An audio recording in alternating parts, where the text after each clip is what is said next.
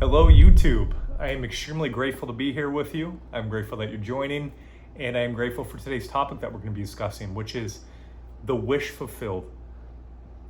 There is so many different explanations of what this means, and I know for me, for a long time, I felt a lot of confusion. One person would say, "Oh, it looked like this," another person would say, "It looked like this," and I trust today's video will be helpful in clarifying that for you.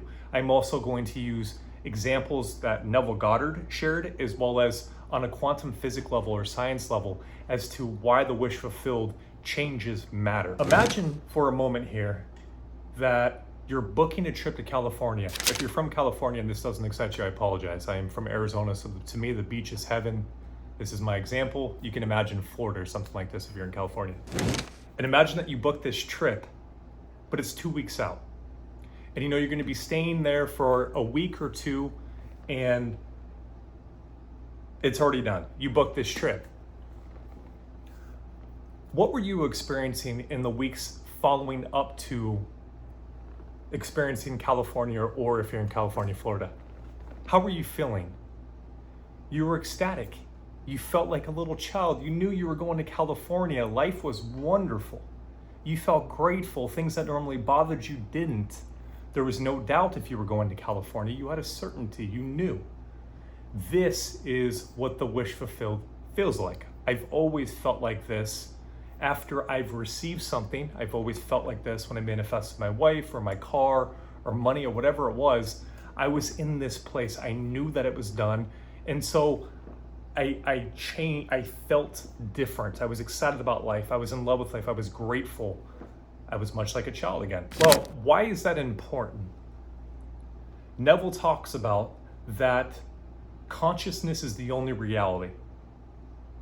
And if a material thing can create a certain state of mind, then a state of mind can create a material thing.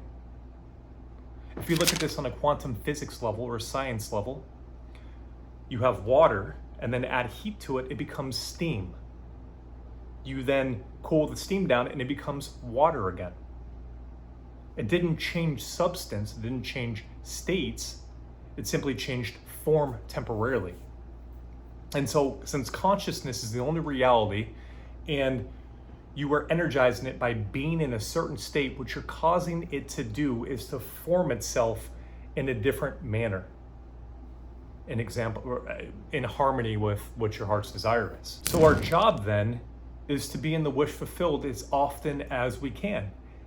One of the things that I like to ask myself, if the old man's popping up, or if I'm having a hard time feeling as though it's done, I like to ask myself, one of Neville's most favorite quotes that he asks all the time, what would the feeling be like?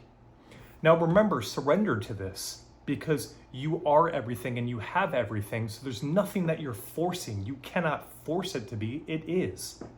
And so it is a surrender. It's an allow. And that's why Neville always says that once the law is mastered, most of the time your prayers are, thank you, Father. Thank you is a form of thanksgiving. It's a form of receivership. You receive something. And so when you're feeling the wish fulfilled, you are feeling a sense of gratitude, a thank you. I received. And maintaining this as often as possible. Now, on the journey, and this happens for all of us, the old man may pop up, the old emotional state may pop up that's identified with that state of being or with those thought patterns that are going through your head. And so there's a couple of options here. For some, you're primarily driven by thought. And so if you change your thoughts about something, your state will change. Others, you may be more emotionally driven. So if you're having an emotion come into you, and I'll talk more about this on the next video, but emotional alchemy. Who decided that fear is fear? Who decided that anger is anger?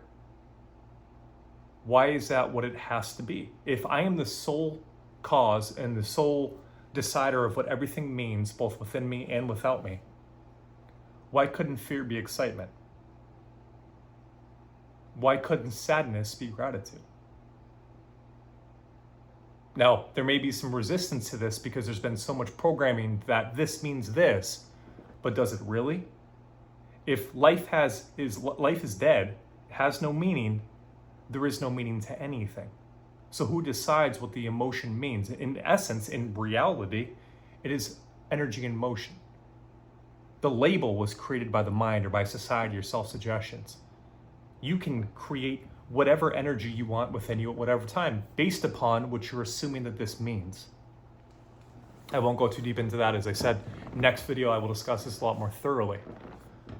But you can then give the emotion the meaning of that you're feeling love, and then watch as you change this emotion to have your thoughts then in harmony with what it is that you're emotionally feeling. So what our day looks like is we want to ask ourselves often, what would the feeling be like? We want to be in that place of we've already experienced it, we already have it, it's already ours, and it's coming to us. So there's an excitement, there's a gratitude, there's a thank you, Father, that naturally comes from that. Whenever the old man pops up, become aware that the old man has popped up and be indifferent to it, as Neville says. This is part of the old state. If I fight it, if I resist it, if I give it any meaning whatsoever, I am reinforcing that state. I simply remove my attention from it and I bring it back to being in the wish fulfilled. Thank you, Father, that I have this, or experience in imagination, whatever it is that works for you, that's ideal, that puts you back into that state where you're excited and you're fired up and you know that it's yours. If it's, again, if you're an emotional person, you again give the meaning that the emotion that you're having, if before you label it as fear, label it as excitement, gratitude. If it's sadness, label it as love.